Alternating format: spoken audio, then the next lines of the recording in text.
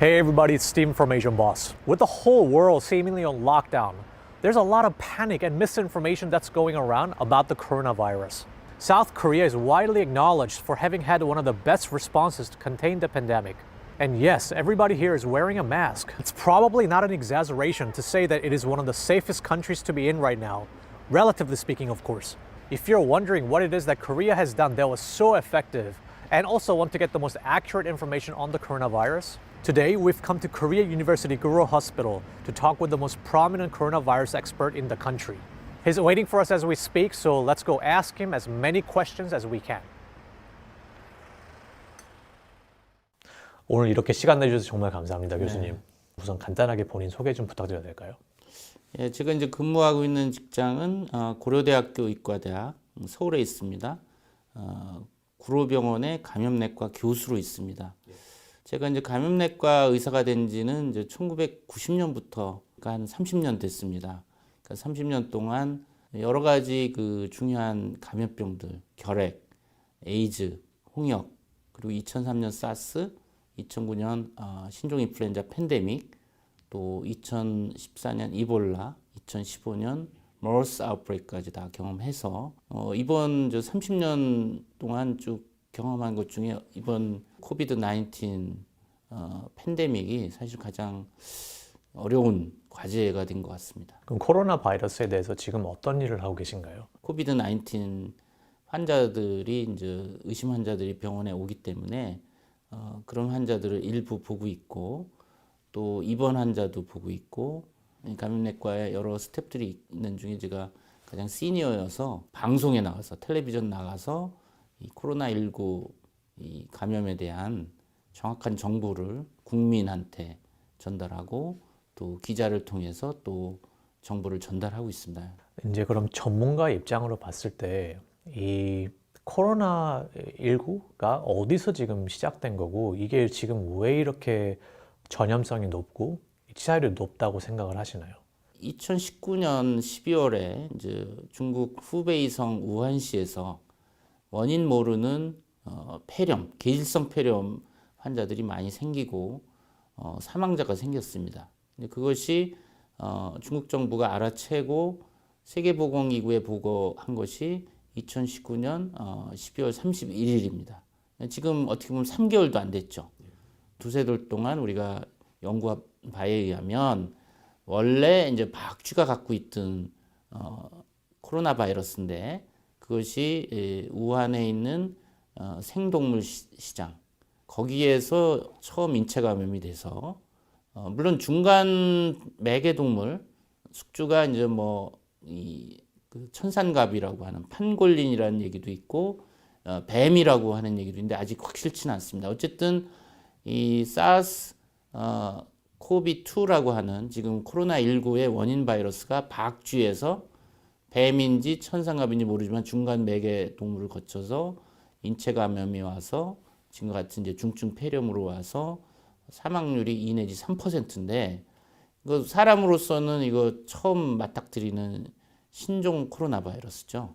그렇다 보니까 우리가 치료제도 없고 백신도 없고 그래서 모든 나라가 지금 아주 그 어떤 환자 폭증에 따라서 특히 지금 유럽이 가장 심하죠. 미국도 지금 뉴욕을 비롯한 대도시에서 환자가 많이 발생하고 있죠. 그래서 상당히 위협이다 그런 상황입니다. 사람들이 아직도 이 정확하게 코로나19가 뭔지 잘 모르는 것 같아요. 그렇죠.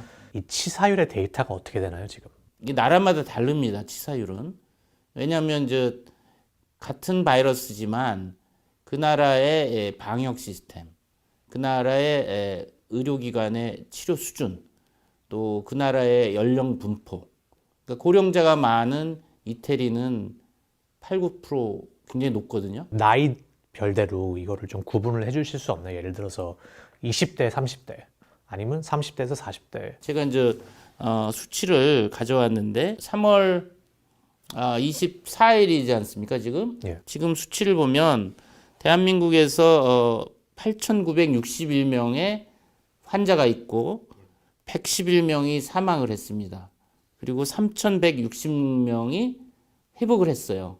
한국에서는 검사를 많이 하다 보니까 전체 한 9천 명, 약 9천 명의 확진자 중에 20%가 무증상 환자예요. 예.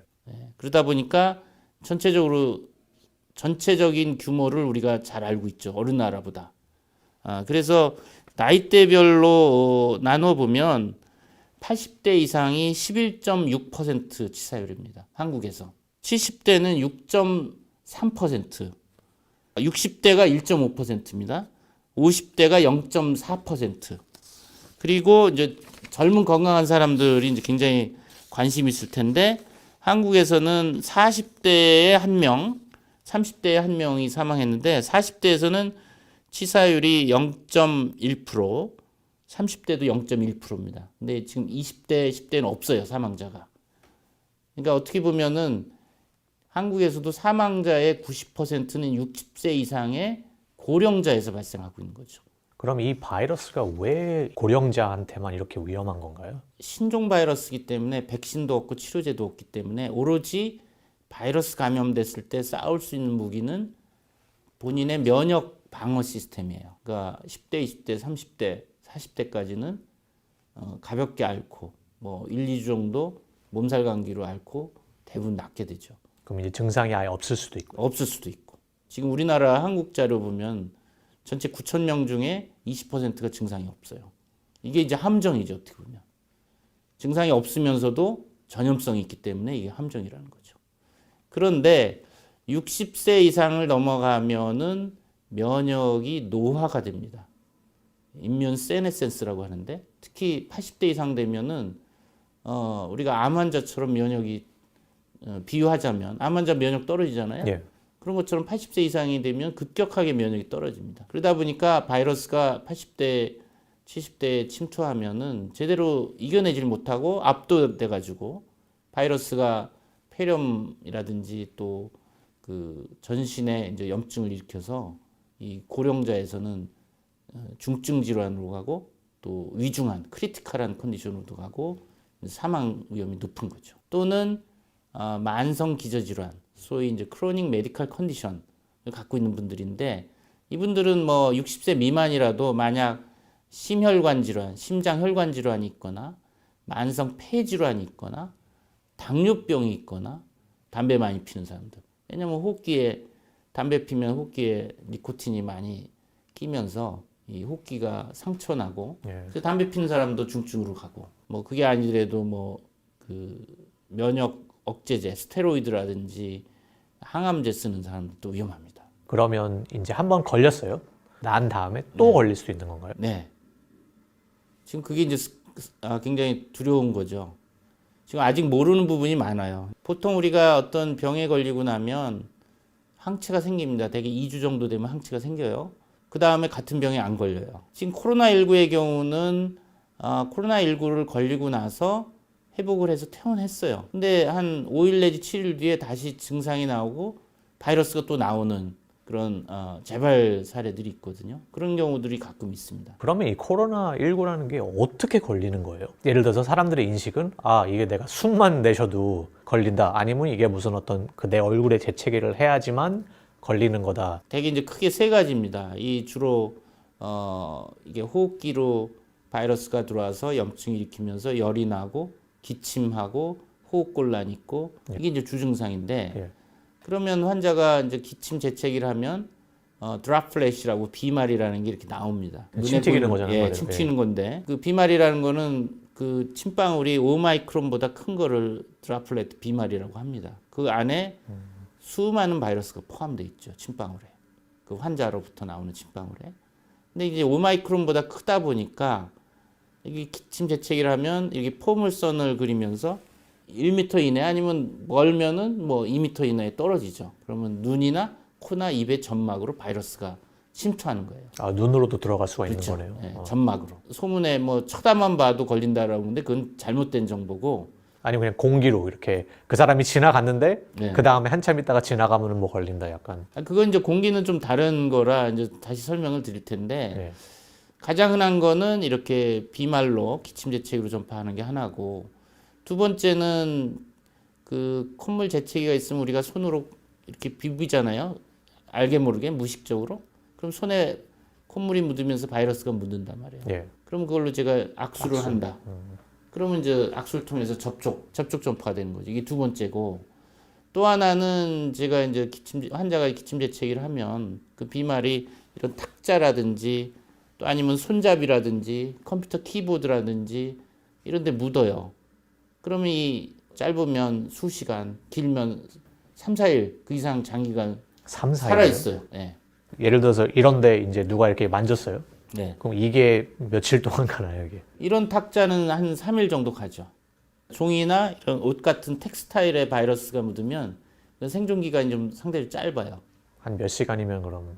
뭐 종이 같은 경우는 하루 정도. 예. 네. 이게 달라요, 상당히 온도, 습도. 한국처럼 이렇게 겨울에는 온도가 뭐 5도, 습도는 한 30%.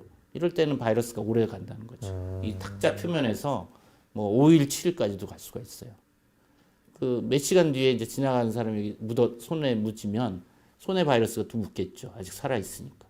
그걸로 눈, 코, 입을 또 만지면 감염이 되는. 결국에는 그럼 뭐 공기로 이렇게 숨만 들여 마신다고 뭐 전염되는 건 아니네요. 그렇죠. 그러니까 일반적으로 우리가 일상생활에서는 비말 전염과 접촉 전염과 간접 접촉 이 세 가지가 전파가 되는데 예. 단 특수한 상황에서는 공기 전파가 가능한 거죠. 공기 전파라는 건 이제 에어로졸 트랜스미션이라고 그러고 또는 에어본 트랜스미션이라고 하는 건데 지금 신천지 교회에서 대한민국에서 뭐 수천 명 그 환자가 생겼지 않습니까? 10층에 교회가 있었는데 거기에 그 밀폐된 공간에 겨울철이다 보니까 창문도 닫혀 있죠. 거기 수백 명의 사람이 빽빽하게 1, 2미터 내에 빽빽하게 앉아서 수시간 동안 예배도 보고 또 찬송도 하고 노래로 부르면 그 안에 환자가 있는 경우 비말이 많이 나올 거 아닙니까? 그렇죠. 우리가 그냥 대화를 할 때도 침이 조금씩 튀잖아요. 근데 뭐 노래 부르고 뭐 소리 지르고 하면 뭐 그 비말이 엄청 나올 거 아니에요. 그런 경우에는 이 비말이 5마이크론 이상 크기인데 그 안에는 중력이 작용하기보다는 수많은 사람이 소리 지르고 하니까 이 비말이 1, 2미터 내에 이렇게 안 떨어져요. 그러니까 공기 흐름이 수직이 아니라 수평으로도 가니까. 그러면 그 비말이 소리 지르면 1, 2미터를 넘어서 이렇게 멀리 가면서 이게 마릅니다. 그러니까 5마이크론보다 작은 사이즈로 작아져요. 그게 이제 에어로졸인 거죠. 그런 경우는 중력의 영향보다는 가볍기 때문에 1, 2미터를 넘어서 뭐 수미터 뛰어다녀요. 그러니까 1, 2미터가 아닌 더 멀리 수미터 멀리 떨어져 있는 사람의 호흡으로 또 감염이 되는 거죠. 그게 이제 공기 감염인 거죠. 그렇기 때문에 그 신천지라든지 뭐 콜센터라든지 또 밀폐된 공간에 많은 사람들이 빽빽하게 있고 소리 지르고 그 안에서 같이 옹기종기 모여서 식사도 하고 그게 공통적인 요인이에요. 그치만 우리가 뭐 야외에서 공원이나 뭐 이런 산에서 등산하면서 그런 데는 폐쇄되는 환경이 아니니까 예. 그런 데서는 공기 전파는 안 되죠. 교수님께서는 어떤 사람들에게 확진 검사를 받아보라고 권장을 하실까요? 일단은 뭐 열이나 인후통이나 뭐 기침, 호흡곤란 있는 사람들 받아야 되고 특히 고위험군들 60세 이상 기저질환 환자들은 이분들은 증상이 그냥 피곤하다 또 왠지 식욕이 떨어진다, 축 늘어진다, 온몸이 쑤신다. 어떤 경우는 최근에 이제 뭐 우리 병원 연구진들도 확인한 건데 이 코로나19에 걸리면 약 30%에서는 냄새를 못 맡고 입맛도 못 느끼고 그러니까 그 미각이나 후각이 상실되는 거예요. 뭐 5일에서 10일 정도 그런 걸 느끼거든요. 한 30% 환자들이 이런 것도 아주 좀 독특한 증상인 것 같아요. 저도 테스트를 뭐 받고 싶다면 저는 뭐 제가 생각하기 건강하니까 뭐 못 받는 거죠. 아무 증세도 없으니까. 아니 본인 돈 내고 검사 받을 수 있죠. 17만 원. 근데 양성으로 나오면 돌려받아요. 또 의사가 예. 이 사람 필요합니다. 그러면 또 무료로 받을 수 있어요. 지금 우리나라 이제 대한민국이 코로나19 확진이 되면 치료 비용도 다 나라에서 대주지 않습니까? 상당히 이런 나라가 많지는 않죠. 그럼 눈으로 들어갈 수 있다고 하는데 이제 주변을 둘러봤을 때 모든 한국 사람들이 거의 마스크를 차고 있잖아요, 지금. 네. 그래서 오늘 저도 이렇게 제 마스크를 가지고 왔거든요. 네. 근데 이 마스크가 어차피 눈으로 들어가는데 이거를 써봤자 소용이 있는 건지 그럼. 안경 쓰고 계시잖아요. 전 안경도 도움이 되는 거예요. 아, 그럼요. 그러니까 왜 눈, 코, 입을 얘기하냐면 이 안에 점막이 있잖아요. 눈꺼풀 안쪽에. 그리고 이 안쪽에 점막이, 입 안에도 점막이 있고. 이 피부로는 못 들어와요, 바이러스가. 그러니까 눈, 코, 입의 점막에, 호흡기 점막에는 바이러스가 붙는 리셉터가 있어요. ACE2 리셉터라고. 그게 붙어야지 바이러스가 들어가요. 피부에는 없어요. 피부는 이게 일종의 그 배리어예요. 방어막이라고. 그러니까 귀로는 안 들어가죠. 그러면 지금 이 마스크를 하는 게 얼마나 효과가 있나요? 마스크 효과 있죠. 있습니다. 예, 그럼요. 그러니까 왜냐면 2003년 사스 때도 그랬고, 그러니까 홍콩에서 뭐 그 싱가포르, 캐나다, 대만, 중국에서 사스 때 의료진들이 많이 감염됐거든요. 처음에는 모르고서. 지금도 중국 우한에라든지 이태리도 의료진 많이 감염됐잖아요. 그때도 연구를 해보니까 마스크 쓰고 손 씻기 한 의료진이 안 한 의료진보다 감염률이 현저히 낮아요. 소위 서구 사회, 유럽이나 미국 이런 데는 일반인들 안 쓰잖아요. 예. 예, 전 그게 좀 이상하다고 보는데 그렇게 이제 미국 서전 제너럴이 마스크 쓸 필요 없다. 또 뭐 WHO에서도 마스크를 일반 사람들한테 권고하지 않는다 그러니까 저는 그게 아니다. 그 트위터인가 어디 올린 거 보니까 그걸 잘 해석을 해야 돼. 보면 일반인들이 마스크를 그렇게 살려고 애를 쓰는데 그럴 필요 없다. 마스크는 의료진이 제일 필요하다. 의료진이 마스크가 없으면 더 위험해질 수가 있다. 환자를 진료를 못하니까. 그러니까 거기에 보면은 이 미국처럼 마스크가 부족한 상황에서 제일 우선순위는 의료진한테 가야 되는데 그러니까 이제 그 공급이 모자르니까 그렇죠. 그래서 그렇게 얘기한 거지. 원래 쓰긴 써야 되는데 예. 제가 가지고 있는 게 이게 지금 KF94거든요. 그러니까 이게 저는 N95랑 예, 비슷하다고 컴패터블한 보는데 거죠. KF94를 쓰는 건 N95를 쓰는 거나 마찬가지니까 예. 의료진한테 필요한 걸 일반인들이 쓰는 거예요. 근데 제가 보기에는 길거리에는 다 대부분 사람들이 요즘은 이제 KF94를 쓰고 있거든요. 어쨌든 결론은 이거를 쓰면은 확실히 보호가 되긴 하는 거네요. 그럼요. 예. 아니 그 왜 의료진들이 병원에서 마스크를 못 쓰겠어요? 예방이 되니까 쓰는 거지. 그리고 이미 사스나 메르스 때 다 입증이 됐다고요. 한국에서 사람들이 이렇게 마스크를 많이 쓰고 다니기 때문에 그만큼 감염이 좀 덜하다고 봐도 되는 거예요. 그럼요. 그러니까 WHO도 그 마스크에 대한 권고사항에 일반인들이 마스크 착용을 권고하지 않는다. 단 동양권에서는 문화적 차이로 마스크를 권고하기도 한다. 이렇게 돼 있는데 사실 그것도 좀 문제가 있죠. 왜냐하면 분명히 마스크가 예방 효과가 있는데 지금 뭐 중국이나 홍콩이나 일본이나 한국이나 다 아시아권은 마스크 쓰잖아요. 지금 많은 나라들이 유럽이나 미국 환자가 급작스럽게 늘어서 지금 난리잖아요. 한국은 그나마 지금 환자가 그렇게 많지 않은 이유 중에 하나가 이런 마스크 착용, 또 손 씻기 열심히 하는 거. 지금 한국을 되게 다 칭찬을 하고 있거든요. 네. 반응이 되게 빠르다. 네. 또 테스트 같은 것도 뭐 엄청나게 지금 한다. 근데 한국이 지금 테스트를 얼마나 많이 하고 있나요? 그러니까 하루에 15,000건을 실시를 해서 현재 지금 까지 이제 지금 33만 8천 건을 했어요. 3월 23일까지 33만 8천 건을 했어요. 근데 다른 나라는 지금 테스트를 못해서 지금 난리잖아요.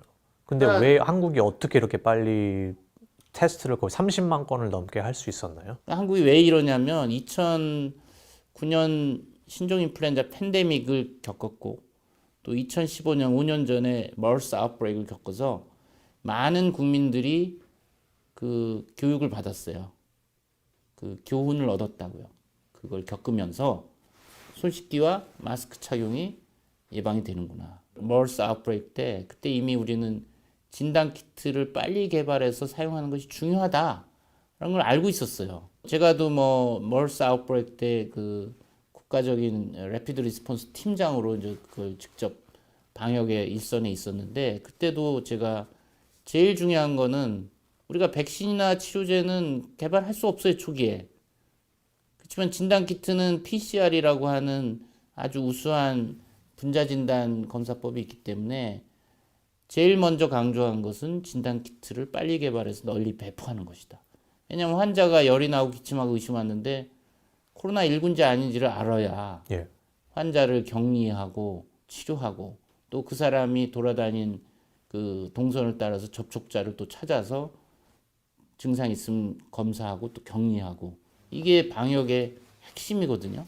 그리고 이미 2015년을 기점으로 해서 정부에서도 이 분자진단 키트에 대한 리서치 앤 디벨롭 R&D 연구 개발에 많이 투자를 했어요.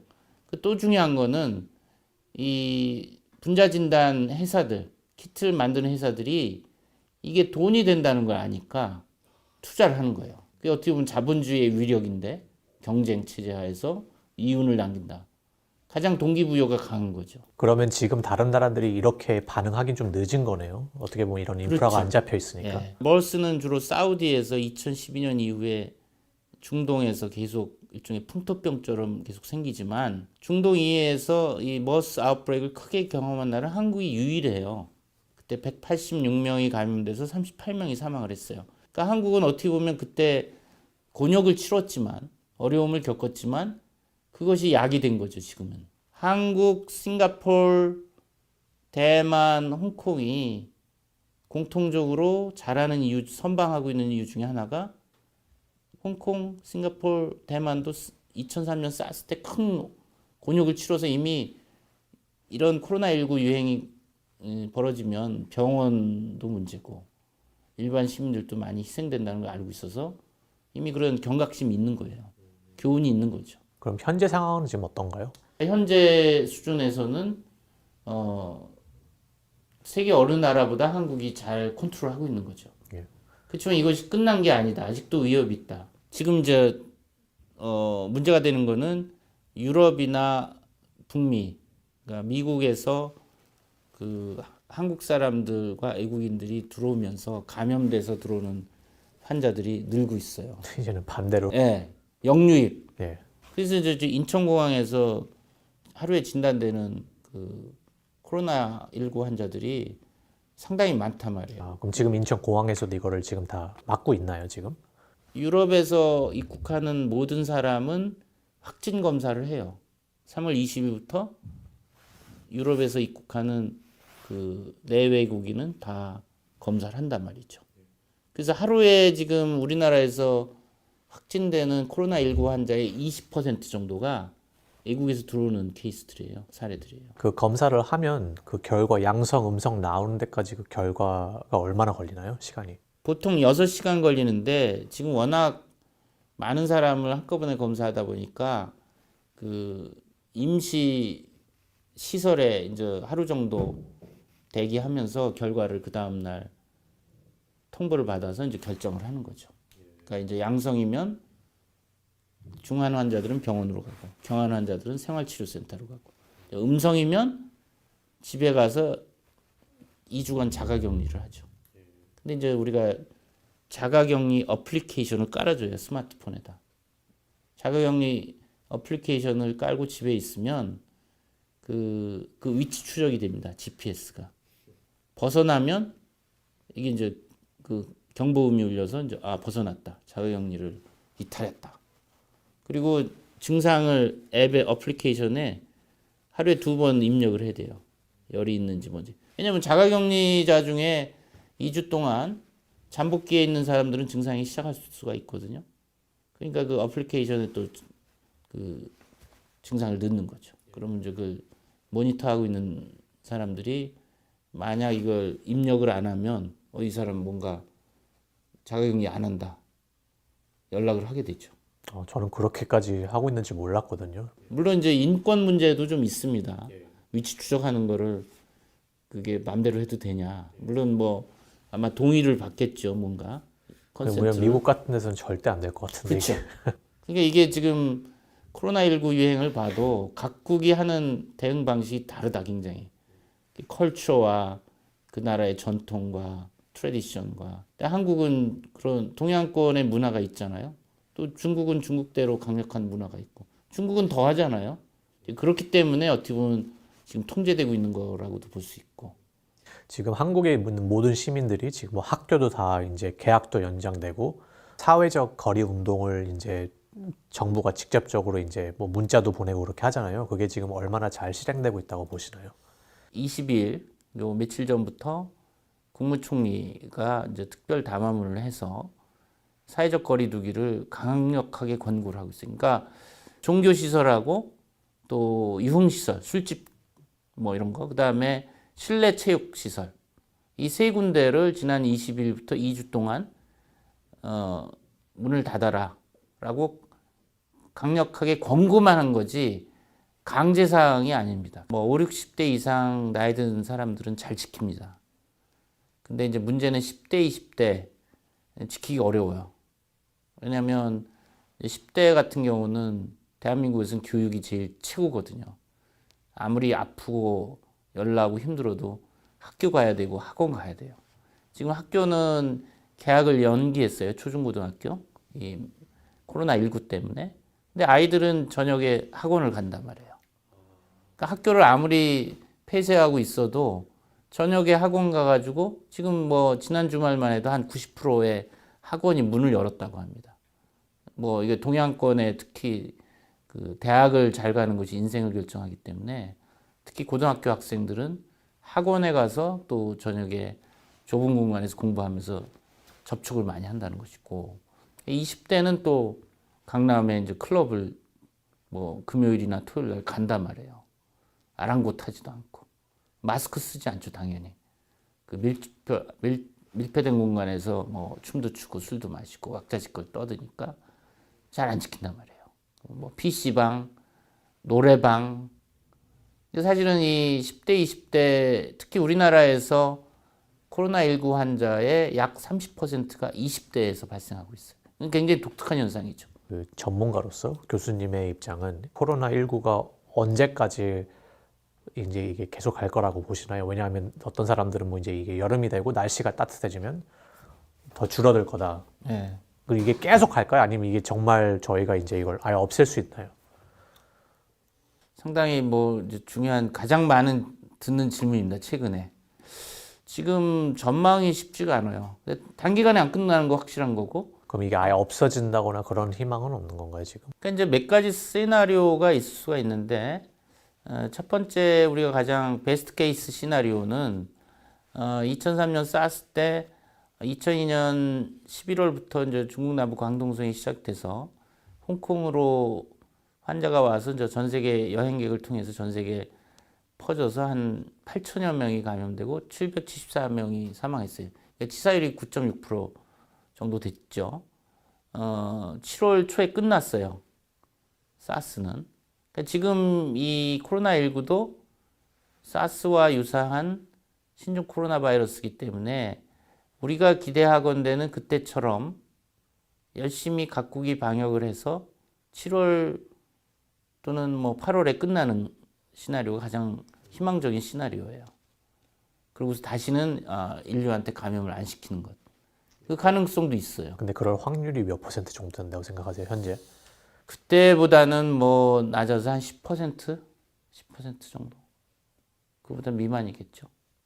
왜냐면 그때 2003년은 벌써 17년 전이에요. 그때는 항공 여행이 그렇게 활발하지 않았어요. 지금은 전 세계가 일종의 국경이 없잖아요.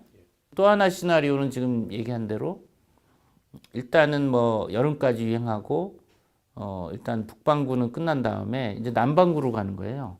호주라든지 저쪽 남아프리카 공화국 남미는 그때 겨울이 되거든요. 그리고 또 이제 10월, 11월에 이제 북반구로 또 오는 거죠. 우리 독감처럼 계절 독감처럼 순환을 하는 거예요.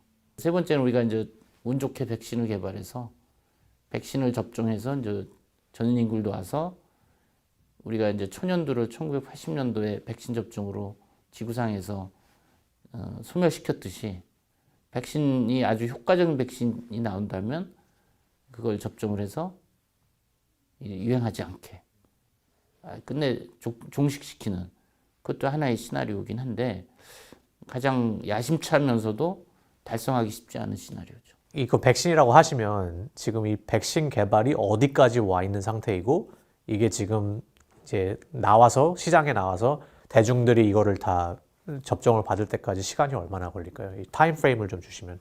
새로운 병균의 백신 개발은 10년 내지 15년 걸리고 돈은 1조 원이 들어요. 이게 지금 100일도 안 된 바이러스고 이제 유전자 안지도 뭐 2개월밖에 안 됐어요. 미국 알레르기 감염병 연구소의 이제 소장 안토니 파우치가 얘기를 했단 말이에요. 빠르면 모든 게 성공적으로 잘 진행이 된다면, 그러니까 우리가 백신 임상 시험을 건강한 성인 뭐를 일상부터 시작해서 쭉 3상까지 가는데 순조로이 되면 18개월이다. 그 모든 일이 순조로이 됐을 때 얘기거든요. 근데 만약 그 미국이나 중국이 백신 개발에 성공했다고 하더라도 다른 나라에 백신을 한 알이라도 줄까요? 미국 인구가 3억 2천인가요? 굉장히 많잖아요. 그거 단기간에 미국에서 자체 생산해서 그거 놓기도 불가능할 거예요. 결국 이제 우선순위를 누굴 먼저 놓을 거냐. 일반 사람들이 백신 접종을 할 수 있는 거는 시간이 엄청 많이 남은 거예요. 10대, 20대 건강한 사람들은 백신 맞을 수 없을 거예요. 현재 지금 백신 개발에 또 참여를 하고 계신가요, 지금? 저는 백신 개발에는 참여는 안 하고 있고 현재 지금 치료제와 백신 두 가지가 있는데 이제 백신은 어차피 시간 걸리고 당장에 우리가 쓸 수는 없어요. 이제 가장 빨리 이 치료제로 쓸 수 있는 것은 신약 재창출이라고 드러그 리퍼포즈먼트라고 비아그라라는 약은 보통은 이제 지금 발기부전 치료제로 알고 있지만 원래는 심장 질환 치료제로 개발하다가 부작용으로 이게 발기부전에 효과가 있다는 걸 알게 돼서 이제 발기부전 치료제로 비아그라를 쓰고 있거든요. 그런 거와 마찬가지로 기존의 다른 감염병으로 치료제로 이미 허가돼서 사용되고 있는 약을 코로나19라는 병의 적응증, 인디케이션으로 사용하는 것을 이제 신약 재창출이라고 그래요. 이것이 가장 빠른 길이에요. 그러니까 지금 에이즈 치료제 칼레트라, 말라리아 치료제 클로로퀸, 이것이 코로나19 바이러스에 이제 시험관에서 좀 효과가 있다라고 해서 그거를 지금 현재 쓰고는 있어요. 그 중환 환자들. 그런 식으로 지금 또 최근에 이제 렘데시비어라고 길리어드사에서 에볼라 치료제로 이제 개발했던 약인데 코로나19 치료제를 한번 써보자 하는 그런 지금 임상 시험도 하고 있는데 그런 것들이 이제 재원도 있어야 되고 인력도 있어야 되고 계획은 하고 있습니다. 두어 가지를 계획하고 있고 또 하나 이제 빠르게 갈 수 있는 것은 코로나19에 걸리고 회복한 사람들의 혈장, 컨발레센트 플라즈마라고 해서 이건 뭐 100년 전부터 쓰던 그 전략이에요. 코로나19에 걸리고 회복한 사람의 혈액에는 코로나19 바이러스를 중화시켜서 무력화할 수 있는 항체가 있거든요. 그래서 그거를 우리가 코로나19 걸려서 회복한 사람들한테 그 혈장을 좀 기증해달라. 그거를 코로나19의 중증 환자들, 위중한 환자들한테 투여를 하는 거죠. 그것도 이제 지금 뭐 저희들이 계획 중에 있긴 한데 모든 것이 지금 뭐 환자도 봐야죠. 여러 가지 일을 동시에 해야 되라는 어려움이 좀 있고 뭐 예산과 인력과 그런 것들이 지원이 돼야 되는데 뭐 현실적으로 그게 쉽지는 않은 것 같습니다. 교수님이랑 이런 모든 의료진들한테 가장 필요한 게 뭔가요, 지금 이 시점에서?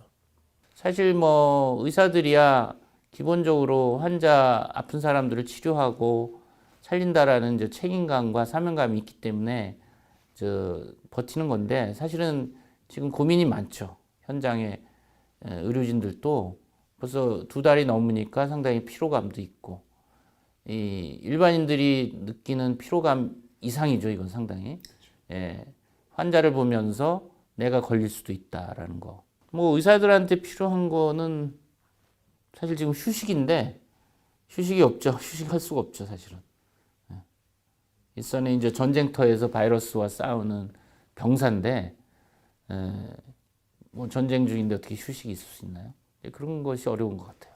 제가 지금 듣기로는 상황이 그렇게 긍정적인 것만 같지는 않은데, 그러면 지금 이 상황에서 저희 뭐 20대, 30대 아니면 10대들 전 세계에 있는 20, 30대들에게 어떤 조언을 해주고 싶으신지. 그러니까 나는 뭐 걸려도 괜찮아. 나는 뭐 가볍게 앓고 지나가니까 뭔 걱정이야. 이렇게 할 수도 있지만 가족 중에 고위험군한테 퍼뜨리면 생명에 위협이 될 수 있다. 위독하게 할 수 있다. 이런 걸 생각을 하시면 10대, 20대들이 뭐 손 씻기나 마스크 착용, 사회적 거리두기를 철저히 지켜야 됩니다. 본인 건강도 지키고 가족 건강도 지키고 넓게는 사회나 국가의 그 유행을 막을 수 있는 그 개인 하나하나 개인이 그 방역에 기여를 하는 겁니다. 오늘 정말 바쁘신데도 이렇게 또 시간 내주셔서 다시 한번 감사드리고, 그냥 인류를 위해서 이제 지금 아무리 위해서가 아니라 힘드시더라도 좀 더 인류를 이렇게 위해서가 아니라 그렇죠. 더 이렇게 더 애써주시면 저희로서는 정말 감사하겠습니다. 뭐 이렇게 예. 영광입니다. 이렇게 그 아시아나 뭐 전 세계에서 다 볼 거 아닙니까? 예, 그래서 한국에서의 그 이 코로나19에서 잘 대응한 점들을 다른 나라들이 좀 본받고 한국에서 잘 못한 부분은 또 본받지 말고 그건 좀 교정해서 잘 전략을 짜면 될 것 같아요. 그러니까 중요한 거는 이건 사이언스다. 겸손해야 돼. 자만하는 순간 우리는 당한다고. 그러니까 아마도 뭐 미국이나 유럽 국가들은 자만했을지도 몰라요. 마스크 별거 아니야. 이랬을지 몰라요. 근데 우리는 겸손해야 된다. 끝까지. 끝난 게 아니다. 끝날 때까지 끝난 게 아니다. 네. 그게 이제 제가 하고 싶은 말입니다. 수고하셨습니다.